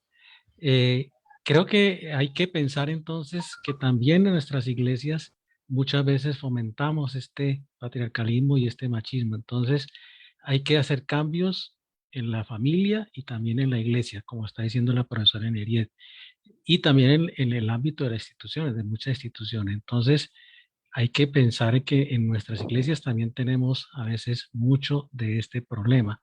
Hermana Chilei o Chilei, y después si quiere Jeremías compartir. Por favor, les Sí, pido que cuando no estén hablando, cierren sus micrófonos y sus cámaras, si es sí, posible. Gracias. muchas gracias. Adelante, Chilei. Gracias, gracias. Sí, señor, muchas gracias. Bueno, lo que yo quiero opinar es lo siguiente. Quiero reforzar, en realidad estoy muy de acuerdo con lo que le dijo la señora Eneriet Chilei, Arboleda. perdón, ¿puedes habilitar Sí. tu cámara para que te veamos porque estamos transmitiendo en Facebook? Bueno, permíteme a ver entonces. A ver si ahí. ¿Está viendo ahí? ¿O está muy oscuro? Está muy oscuro, pero dale, tranquila. Bueno, que no he prendido las luces. Permítame un segundo. No, también pido la palabra ahora, Roberto, que no tengo cómo pedir la palabra acá, no sé por qué. Listo. Muy Bueno, bien. muchas gracias. Bueno, lo que yo quiero opinar es que en realidad el trabajo se debe comenzar por casa. Y nosotros como cristianos, como pueblo de Dios, desde cada una de las comunidades debemos fomentar fuertemente el derribamiento de ese machismo tan ancestral que tenemos. Entonces, yo quería decir exactamente lo mismo que dijo la señora que intervino anteriormente. Y lo otro, quería preguntarle, pastor, si ustedes también hacen acompañamiento desde este ministerio, desde este programa que fui invitada hoy para participar, para escuchar y participar. Entonces, esa es ya pues una pregunta que me pueden responder para poder, digamos, si alguien quiere un acompañamiento para fortalecer la restauración de una pareja en ese proceso. Porque como bien lo dijo una de las expositoras, que se acompaña desde el punto de vista psicológico, desde el punto de vista de gobierno en protección a la mujer, pero la parte espiritual no hay mucho auge en cuanto a lo bíblico para que pues, se puedan acercar de diferentes iglesias. Si ustedes tienen ese tipo de acompañamiento, me gustaría saberlo. Y sería bueno divulgarlo, ¿no? Gracias. Gracias, Shirley. Sí, usted refuerza, digamos, esa perspectiva tan importante como es el cambio en el ámbito familiar. En nuestra universidad tenemos el servicio de capellanía que usted puede, digamos, consultar a través de Viviana, que está aquí con nosotros. Tal vez Viviana puede poner entonces su correo electrónico para o el contacto, o si hay un número de contacto para darle a Chile y a los que estén interesados. También puede consultar sobre nuestra especialización en psicoespiritualidad y ponerse en contacto entonces conmigo. Y voy a poner entonces también un correo electrónico para si usted tiene interés en conocer un poco más de nuestra, digamos, ofrecimiento en el acompañamiento psicoespiritual. Voy a darle la palabra entonces a la profesora Betty Ruth y después veo la mano levantada de Juan Manuel. Más ratico le doy. Adelante, profesora. Gracias, profe Roberto. Bueno, yo quería decir que desafortunadamente las iglesias cristianas evangélicas son los lugares en donde más atrapadas estamos las mujeres en este círculo de la violencia, porque hay unas lecturas muy fundamentalistas del texto bíblico que llevan a reforzar todo este sistema patriarcal, a reforzar todas estas prácticas de sobrecarga de trabajo de las mujeres en lo doméstico, que lleva a que a las mujeres se las confine.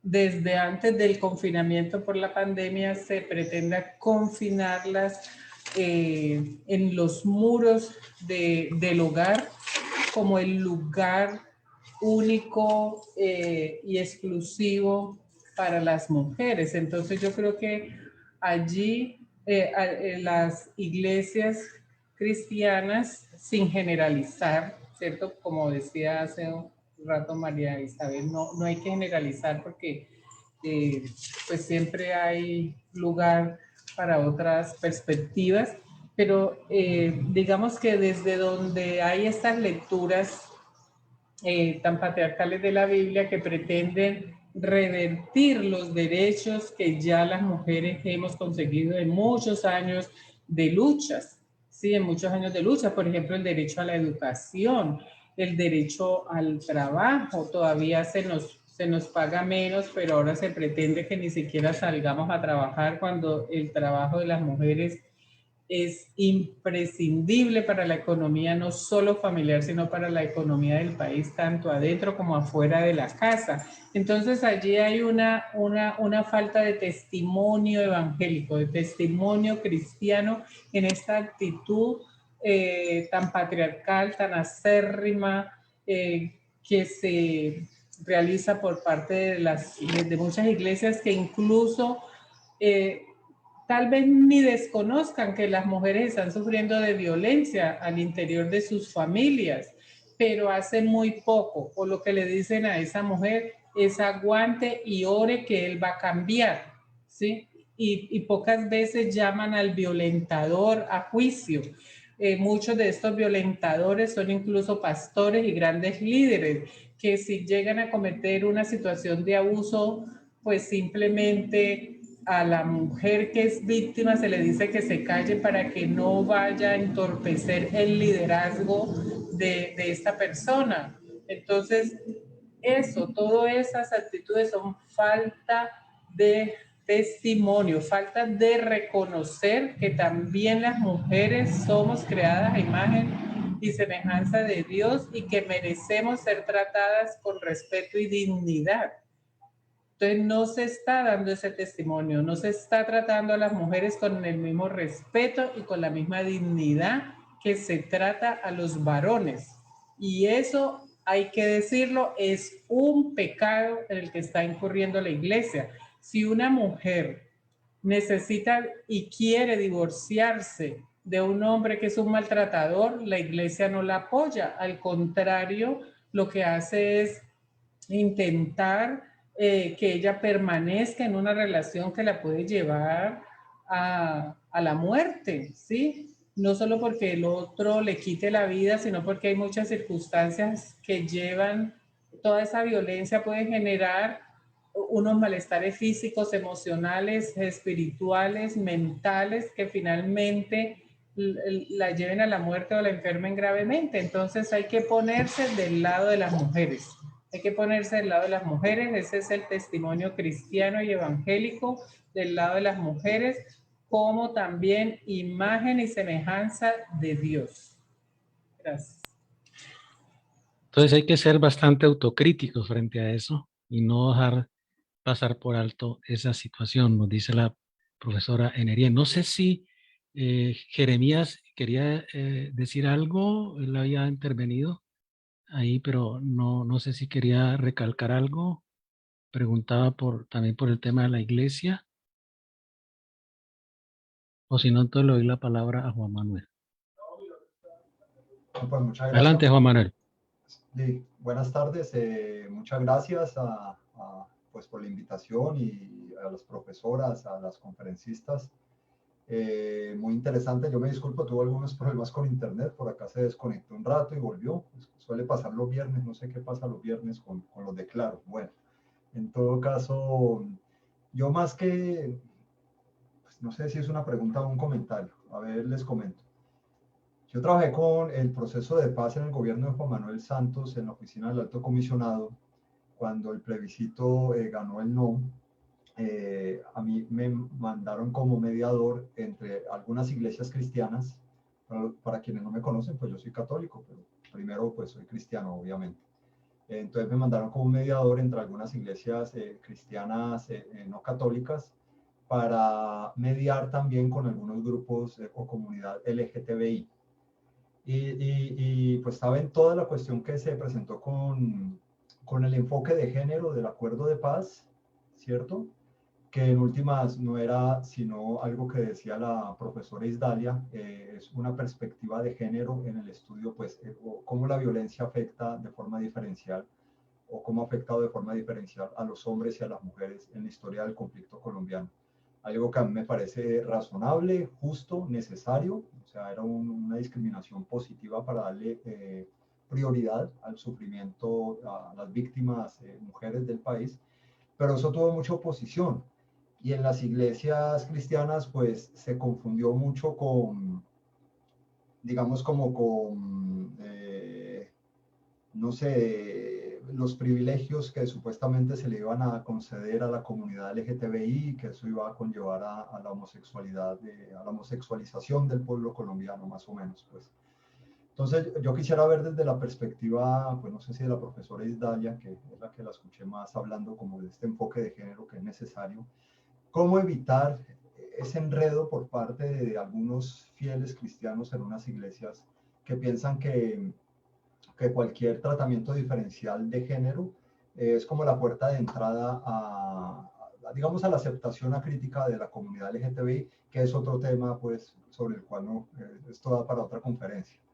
Pero lo que me refiero es que muchas veces se relaciona la lucha por los derechos de la mujer, la lucha por la equidad, también como que se amarra eso, o estoy equivocado, con los derechos de la comunidad LGTBI y se enreda todo, se complica todo aún más para las mujeres.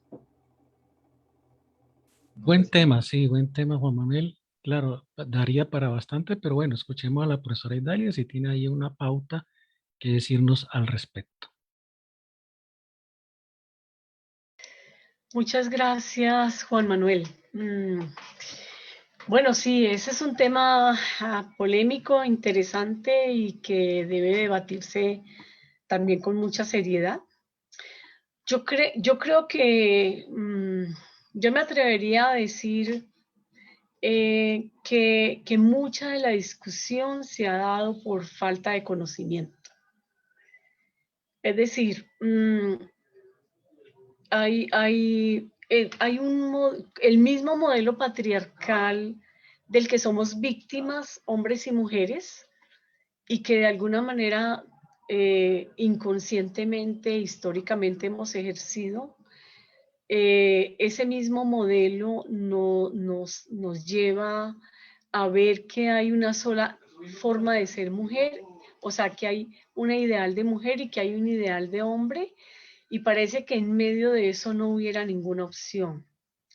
Entonces, hay muchas formas de ser mujer y hay muchas formas de ser hombre.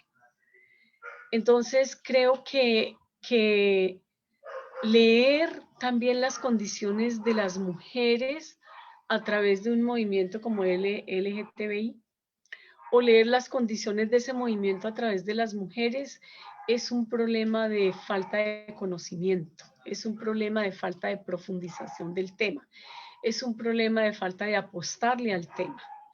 Entonces también todo lo que se ha dicho y hablado sobre ideología de género se dice desde el no conocimiento, desde el no saber, desde el no indagar, investigar y leer. Entonces, creo que la pauta tendría que ser entrar a profundizar sobre el tema. Entrar, por ejemplo, a profundizar sobre el arco iris de género que tenemos, porque la conformación del género, que es un elemento, como lo menciona Marcela Lagarde, una construcción sociocultural, por eso se puede construir, parte también de unos elementos de conformación particular de las personas. Entonces, un experto como Javier Ortiz dice que tenemos como 9 elementos para conformar nuestro género. Por eso hay mujeres que tienen más elementos masculinos, hay hombres que tienen más elementos femeninos, puede haber situaciones de elementos físicos y fisiológicos que le dicen a una persona que es varón o que es mujer, pero hay otros elementos en su vida que le dicen que tiene una tendencia más a lo contrario. Entonces creo que mucha de la perspectiva tiene que ver con el desconocimiento sobre el tema. Y eso es una tarea obligatoria, no solo para los entes académicos como la Universidad Bautista, sino para las iglesias. Yo recuerdo la experiencia de un pastor en Cúcuta, un pastor que tiene una iglesia muy grande, y cuando entró este tema, él dijo, voy a poner a un grupo de líderes de mi iglesia, hombres y mujeres profesionales, que lean de punta a punta los acuerdos y que descubran allí cuál es el riesgo que se dice que tienen para esto. Y ellos hicieron esa investigación y él dijo, yo no veo ningún tipo de riesgo. Yo veo una apuesta por la justicia de género.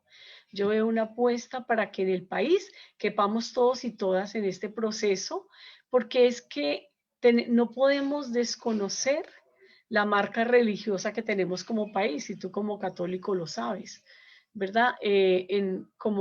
Somos nivel 1 de cristianismo, porque más del 90% de la población, si le preguntamos si es cristiana, va a decir que sí, sea católica o sea protestante, evangélica. Pero no en esa condición, aunque la Constitución del 91 nos da apertura en el culto y en las decisiones sobre nuestra fe y nuestra religión, todavía tenemos una marca muy grande de la religión sobre el Estado.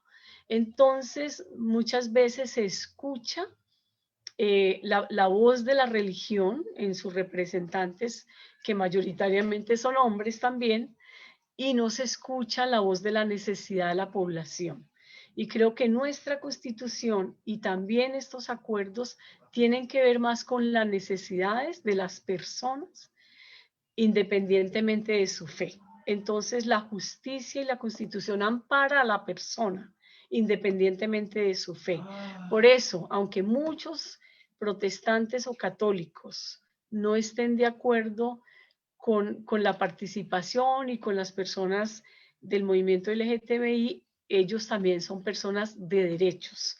Entonces, sus derechos tienen que ser respetados y tiene que haber guarda sobre sus derechos independientemente de la perspectiva religiosa que tengamos. Entonces, esa sería una discusión adentro. Entonces, es eso. Yo creo que necesitamos avanzar en la información. Que yo sí hago un desafío a las personas. A usted tiene un cuestionamiento sobre el tema, investigue. Y después de tener ya conceptos claros, puede entonces...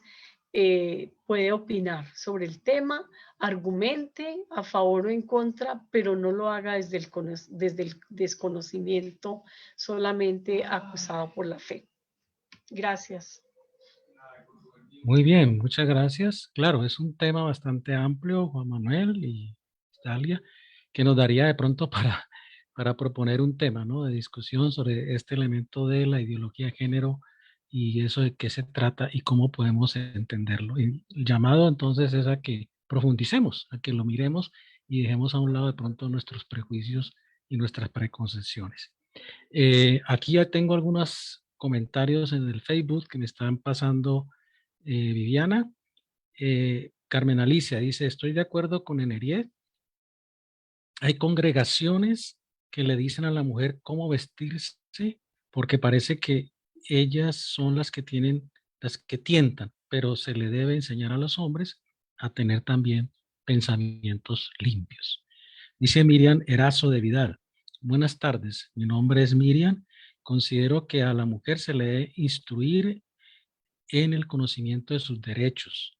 Generaría confianza en aquellas mujeres que soportan el maltrato al interior de su hogar y aún en el trabajo, donde son acosadas porque no saben qué hacer ni a quién recurrir. Otro comentario más, dice Sierva Neiris.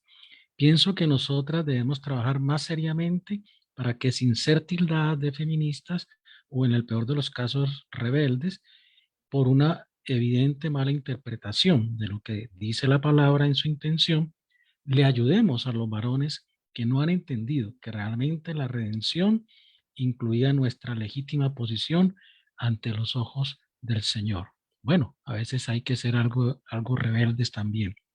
Y dice, continúa diciendo Neiris, nunca he creído que seamos el plan B de Dios. Por el contrario, desde el principio en la Escritura quedó claro que somos ayuda, necesitamos ayuda y damos ayuda en todo, ¿no? Tanto hombres como mujeres somos el plan A de Dios. Muy bien. ¿Alguien más entonces? Dice aquí Marcela en el chat del Zoom.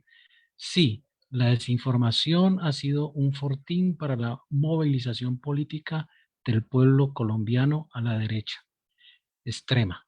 Por eso la importancia que los líderes cuenten tanto con conocimiento bíblico y teológico como también político, social e histórico. Recalca líderes religiosos. Muchas gracias, Marcela.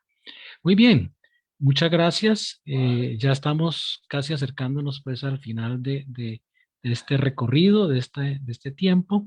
No sé entonces, profesora Betty Ruth, si quieres usted cerrar con algo que nos ayude entonces para quedarnos, digamos, con un buen desafío.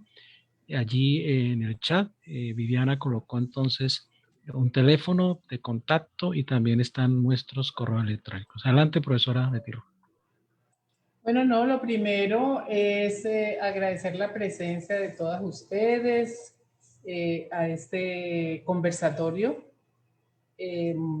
Esperamos contar con otros espacios de reflexión sobre estos temas que nos están haciendo mucha falta.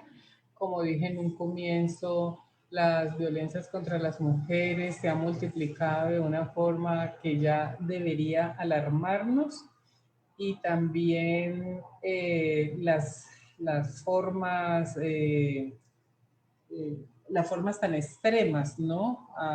Hasta llegar al punto de feminicidio en culturas incluso indígenas y afrodescendientes, en donde no se concebía pues el asesinato de una mujer, también se produce. Entonces eso debe ser una alerta para que nosotros como creyentes podamos ser realmente una luz en lo alto y podamos dar testimonio de un Cristo vivo que reivindica en las prácticas nuestras la vida, el respeto por la vida, el cuidado por la vida de todas las criaturas, tanto de la naturaleza como de nosotros los seres humanos, hombres, mujeres, que también somos naturaleza, además, ¿no? Entonces, bueno, yo creo que el reto es ese, ¿no? Hay un reto que nos deja